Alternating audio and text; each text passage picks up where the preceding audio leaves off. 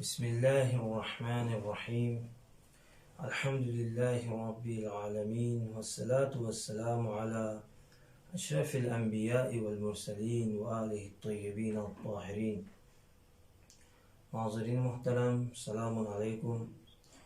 انشاءاللہ امید ہے کہ آپ سب خیریت سے ہوں گے. ایام امام حسن مجتبیٰ کے ولادت کے ایام ہیں، اس لیے مناسب سمجھتا ہوں آپ کے کچھ نمایاں صفات اور کمالات کے حوالے سے گفتگو کروں. سیوطی نے اپنی کتاب تاریخ الخلفاء میں لکھا ہے کہ امام حسن مجتبیٰ ایک بزرگوار، حلیم، صبور، باوقار، جواد اور سخاوت مند انسان تھے. آپ کے مختلف صفات ہیں، مختلف ابعاد ہیں. انشاءاللہ اس جلسے میں کچھ صفات کی طرف، کچھ خصوصیات اور کمالات کی طرف اشارہ کرنے کی کوشش کروں گا. آپ کے دشمنوں نے بھی آپ کی صفات کا اقرار کیا ہے. مروان نے، جس نے آپ کو اذیت دی ہے، آپ کی تشریح میں جب شرکت کی، لوگوں نے پوچھا تم نے حسن ابن علی کو اذیت دی ہے، اب تشریح میں کیوں آئے ہو؟ تو اس کا جواب ہے، ایک جملہ ہے، حسن ابن علی صبر اور استقامت کا پہاڑ ہے. تو دشمنوں نے بھی حسن ابن علی کی فضیلتوں کو بیان کیا ہے. عبداللہ ابن زبیر کا کہنا ہے کہ اب تک دنیا میں کسی ماں نے حسن ابن علی جیسی شخصیت کو نہیں جانا ہے. تو دیکھیں، یعنی فاطمہ زہرا وہ عظیم خاتون ہیں جس نے حسن ابن علی جیسی عظیم شخصیت کو پیش کیا ہے. اور عبداللہ ابن زبیر کا بھی کہنا ہے، اور واصل بن عطا کا بھی یہ معروف و مشہور جملہ ہے، کان الحسن بن علی علیہ سیماء الانبیاء و بہاء الملوک. حسن ابن علی علیہ السلام سیماء الانبیاء، آپ کا چہرہ سیماء الانبیاء، انبیاء کا چہرہ ہے، اور آپ بہاء الملوک، آپ کی ہیبت، آپ کی عظمت، سلاطین، بادشاہ اور ملوک کی طرح آپ عظمت اور ہیبت رکھنے والی شخصیت ہے. تو دشمنوں نے بھی آپ کی تعریف کی ہے، آپ کی تمجید کی ہے، آپ کے فضائل اور صفات کو بیان کیا ہے. امام سجاد کی جس طرح روایت ہے، فرماتے ہیں حسن ابن علی علیہ السلام اپنے زمانے میں اعبد الناس، سب سے بڑا عابد، ازہد الناس، سب سے بڑا زاہد، کانا اذا ذکرہ الموت بکا، موت کو یاد کر کے آپ روتے تھے. اذا ذکر الموت بکا وَإِذَا ذَكَرَ الْقَبْرُ بَكَى وَإِذَا ذَكَرَ الْبَعْثَ بَكَى. موت کو یاد کر کے آپ روتے تھے، قبر کو یاد کر کے آپ روتے تھے، قیامت کو یاد کر کے آپ روتے تھے. یہ آپ کی صفات ہے.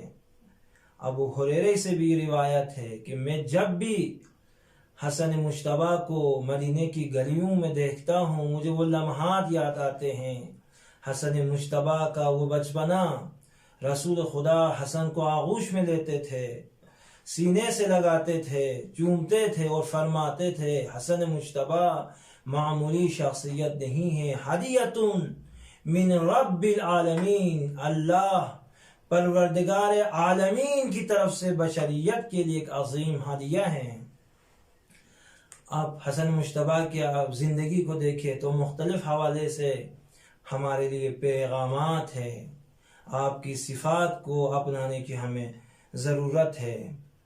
فرزند رسول ہے، آپ نے 20 مرتبہ حج کیا ہے، لیکن تب بھی بستر شہادت پر گریہ کر رہے ہیں، رو رہے ہیں. تو لوگوں نے پوچھا مولا آپ فرزند رسول ہے، آپ کے اتنے اعمال ہیں، حسنات ہیں، 20 مرتبہ وہ بھی پیدل آپ نے حج کیا ہے اور اپنے تمام اموال کو خدا کی راہ میں انفاق کیا ہے. تو آپ جانتے ہیں 2 مرتبہ امام حسن مجتبی نے اپنے تمام اموال کو اللہ کی راہ میں انفاق کیا اور 3 مرتبہ اپنے اموال کو 2 حصوں میں تقسیم کیا.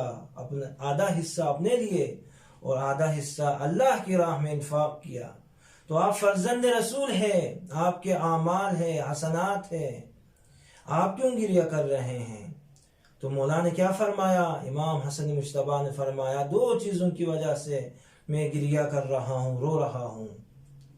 ایک قیامت کا خوف اور دوسرا احبا اور عزیزوں کا فراق ہے.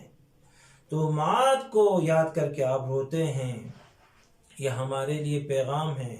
جب وضو کے لیے آپ جاتے ہیں تو آپ کا پورا وجود لرز جاتا ہے. ارتعدت مفاصلہ، آپ کے اعضاء و جوارح کانپتے ہیں، لرزتے ہیں.